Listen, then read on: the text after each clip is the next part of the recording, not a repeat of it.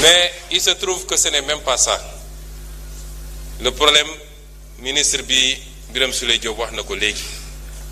On vous a donné des arguments techniques. Répondez par rapport à des arguments techniques. Nee nga justice, il faut me prononcer. Quand moo tere justice prononcé wu, les gens sont libres d'aller en justice pour dire que d'accord moi ci sama licenciement et la justice se prononcera. C'est pas un débat, jarul ñëw fi assemblée. Boobu vraiment c'est hors sujet. Ensuite, s'il vous plaît. Parler de justice. Vous savez, wax naa léegi, je ne sais pas dans ce que j'ai défini. Nga xam ne lépp ci constitution laa ko jëlee.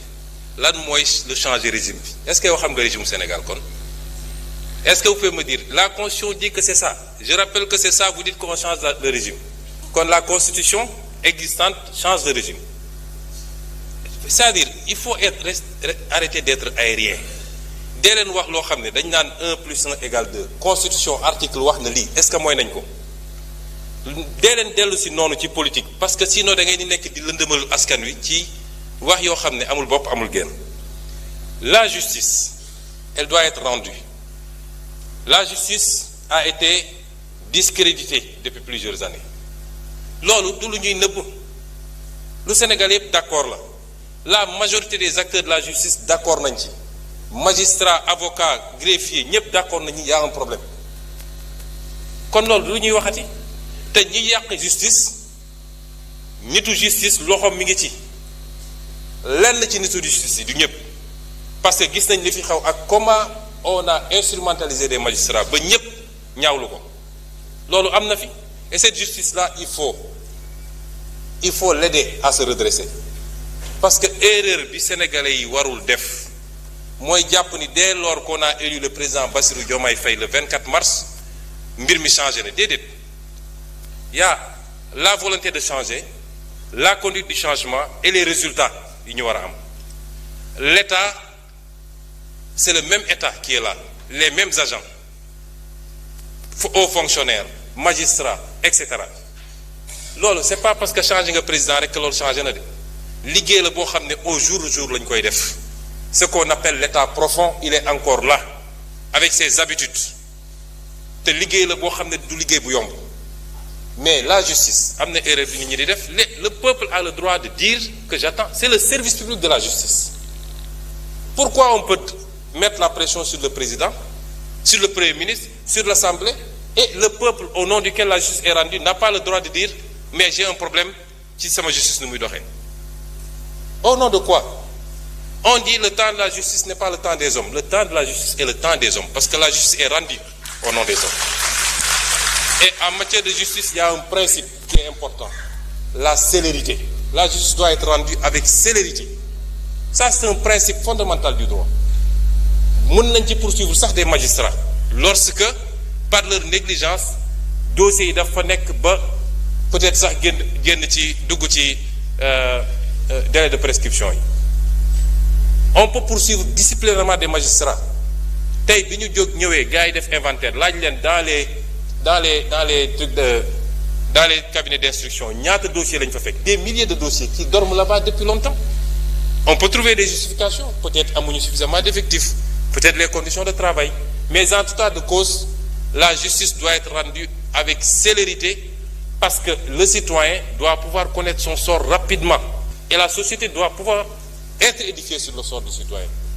Est-ce que yoon la ñu ne nit jàpp nañ ko pour une banalité mu def 10 ans ñu ne mi ngi instruction est-ce que vous voudriez être dans cette situation vous kon yéen opposition da ngeen di ut fu ngeen di langaamu da ngeen amatul argument nee nga que actuellement dañuy dal ci kaw nit ñi gis nga la liberté d'expression constitution moo consacré la liberté d'expression est-ce que xam nga ban article moo ko wax ci constitution bi ak lan la wax je suis sûr que xamoo ko liiroo ko l'article 10 de la constitution dafa ne chacun a le droit d'exprimer et de diffuser librement ses opinions par la parole la plume l'image la marche pacifique pourvu que l'exercice de ces droits ne porte atteinte ni à l'honneur ni à la considération d'autrui ni à l'ordre public ni à l'honneur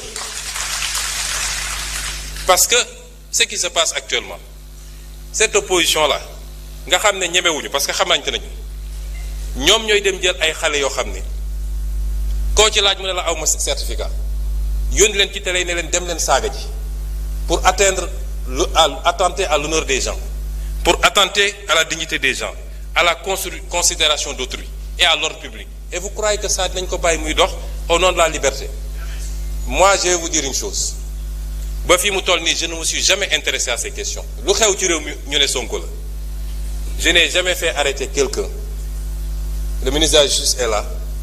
Je n'ai jamais dégg naa même ñi ñu jàpp ci affaire dossier xaalis ak nangam ñu ne Sonko la c'est pas moi damay xëy di gisandoo ci presse bi ñëpp ni jàpp nañ diw mais sur ces questions là je vous dis qu'à partir d'aujourd'hui j'assume parce que man lu ma dugg rek ngeen xam ne dugg naa à partir s'il vous plaît parce que ce pays duñ ko seetaan te gis nga ñi ngeen di sacrifier wujaaw yi ngeen di yónni ñuy dem di saaga ñoom seen cas nañ ko régler rapidement mu des nag xanaa yéen opposants yi ponkal opposants yi nekk seen kër yor seeni milliards di joxe di fay ay loyer pour nit ñi saagal leen xanaa dañu génn ñeme léegi bis bu ñu effacer ñoo ñëpp ils prendront leur courage pour sortir et on les attend parce que nag yéen a ngi woo ci terrain bu ñu xam ñun terrain bu ñu mën ñoo leen ciy xaar ensuite vous citez le cas d'un journaliste. Des journalistes qui reprennent soi-disant des articles. Est-ce que vous savez ce que la loi a dit? Vous êtes journaliste.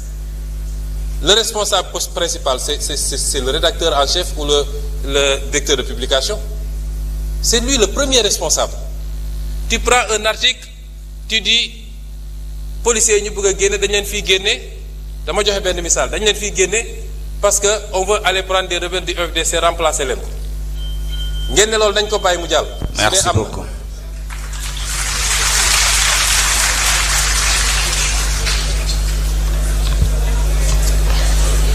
Honorable Ousmane Diop.